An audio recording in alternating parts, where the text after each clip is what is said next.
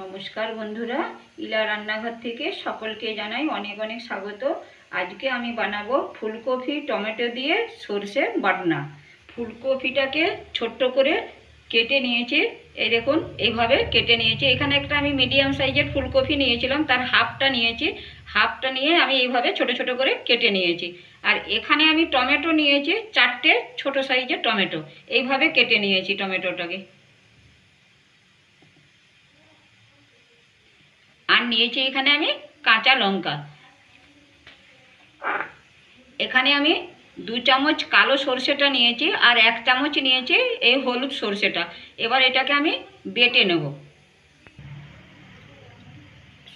ফুলকপি আর টমেটো সরষে বাটনাটা আমি অ্যালুমিনিয়ামের বাটিয়ে করব এটা, সেই জন্য আমি বাটির মধ্যে ফুলকপি আর টমেটো নিয়ে নিচ্ছি।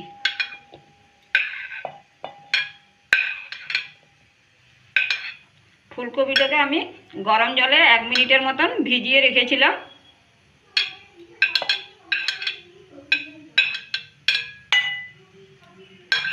লঙ্কাটাও কিন্তু একটু পরে দেব। এখানে আমি সরষেটা পিষে নিয়েছি, কিন্তু এখানে সরষেটা আমি দেব না, আমি এটা ছেঁকে দেব।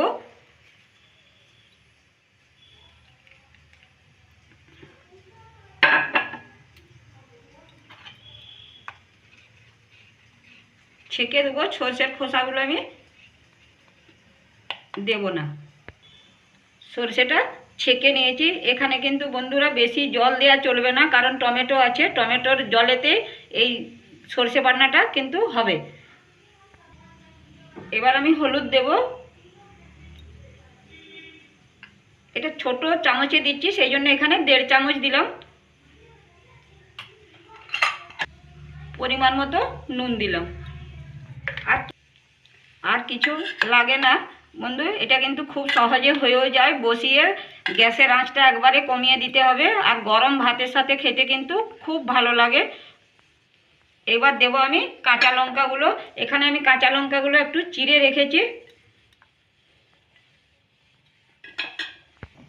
গ্যাসের আঁচে বসিয়ে দিয়েছি, গ্যাসটা একদম কমিয়ে রেখেছি।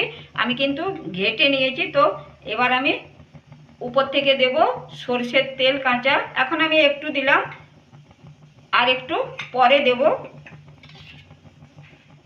আর একবার কিন্তু হালকা করে নেড়ে দেব। এবার এখানে একটা আমি ঢাকা দিলাম। এইভাবে কিন্তু এখন হতে দেব 10 থেকে 15 মিনিটের মতো। তারপরে মাঝখানে মাঝখানে একবার ঢাকা খুলে দেখে নেব। একবার আমি মাঝখানে ঢাকা খুলে এভাবে নেড়ে দিচ্ছি। এই দেখুন, জল কিন্তু বেশি দেয়া চলবে না, টমেটোর জলেই হবে। হয়েই এসছে। আর একটু জাস্ট 1 মিনিটের মতন ঢেকে রাখবো। আপনারা কে কে এই সবজিটা খেয়েছেন বা বানিয়েছেন তা কমেন্ট করে জানাবেন। যদি না খেয়ে থাকেন তো অবশ্যই বানান। গরম ভাতে আলু পোস্ত আর এই সরষে বাটনা দারুণ লাগে বন্ধুরা, খেতে জাস্ট জমে যায়। তো চলুন আরেকবার দেখে নিই বন্ধুরা কতটা জল আছে। আমার কিন্তু সরষে বাটনাটা হয়ে গেছে। এই দেখুন, এইভাবে কিন্তু রাখতে হবে। এবার আমি গ্যাসটা বন্ধ করে দিলাম উপর থেকে। তখন আমি একটু তেল দিয়েছিলাম, আবার আমি একটু তেল দিয়ে দিলাম উপর থেকে। এবার আমি একটু খালি ঢেকে রাখবো, তেলটা দিলাম। ফুলকপি টমেটোর সরষে বাটনা তৈরি হয়ে গেল বন্ধুরা। এবার গরম ভাতের সাথে পরিবেশন করুন। আপনাদের যদি ভালো লেগে থাকে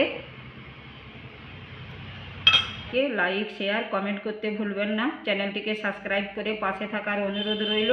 আজ এই পর্যন্তই, ধন্যবাদ।